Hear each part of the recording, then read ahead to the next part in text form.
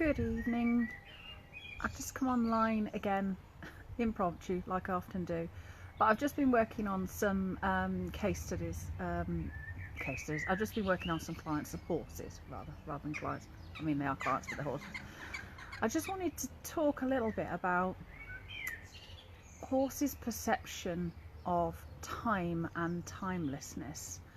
And one of the things that we as human beings are often guilty of is humanising horses and putting emotions onto their experiences that they don't necessarily have. Now, don't get me wrong, I don't for one second mean that horses do not experience emotions. Of course they do.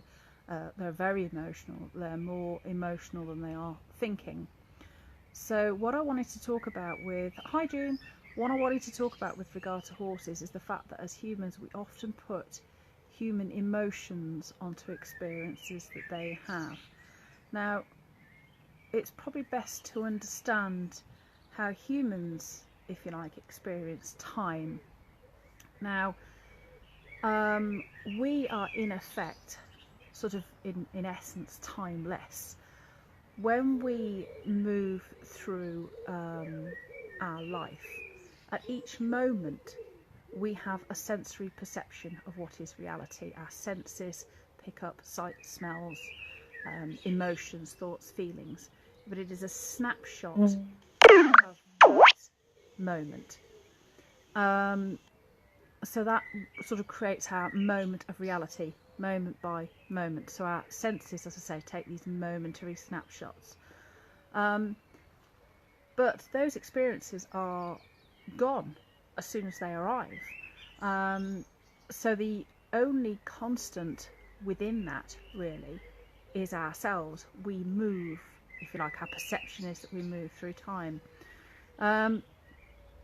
Now, what we tend to do is that we tend to cling on or grasp onto some of those experiences to form our beliefs around our memories about what reality is. And for us, those can be both positive and negative experiences, because we have both good and bad happening in our lives, and they then inform how we then behave in the future. Now, with animals and horses, it is a little bit different.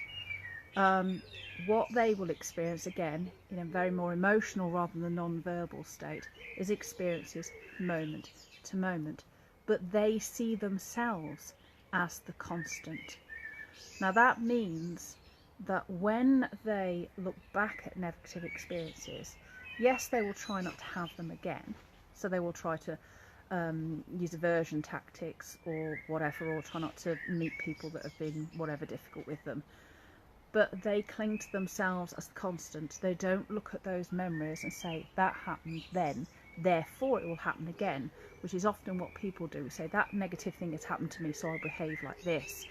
We actually cling to it more than horses, so we worry constantly about it happening again. Sorry, my phone's going off.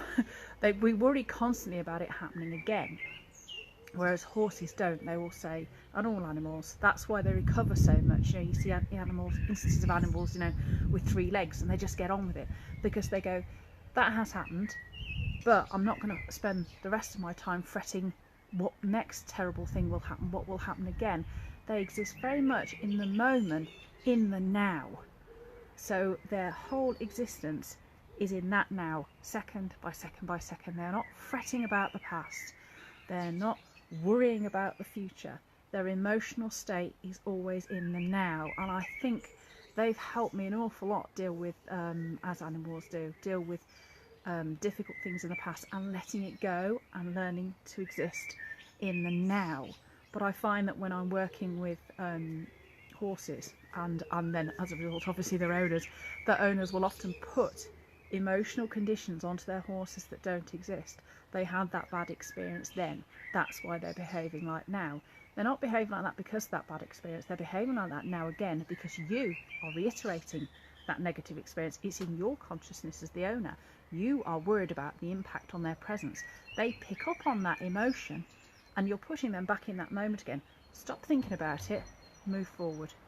So I think the lesson that we can learn from horses actually is that We are our constant in time ourselves, and we have a lot of deep resources that we as human beings are not tapping into, that horses naturally tap into, that all animals naturally tap into, and that the landscape naturally taps into all the time. It exists moment by moment by moment.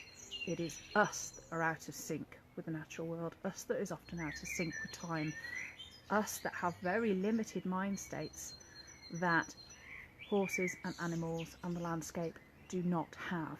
So over the next few nights, I'm going to be talking a little bit. Hi Polly, I'm going to be talking about, yes, I've just got your messages. They've just dunged up on screen while I've been live, so thanks for that.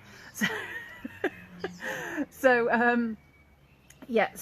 what I'm going to be doing over the next few nights, I'm going to be talking just some very short lives about how animals, particularly horses, and how the land perceives things like time, evolution, what's the other ones? I've just written a few notes.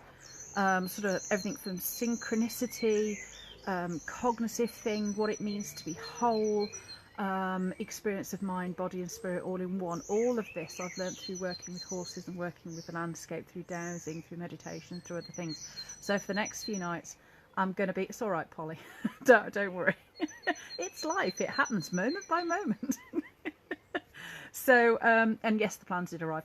So, yes, I'm going to be talking about those things over the next few nights. So when I work with animals, what it means, and the landscape, what it means to go into that non-human state, to engage with that more than human consciousness.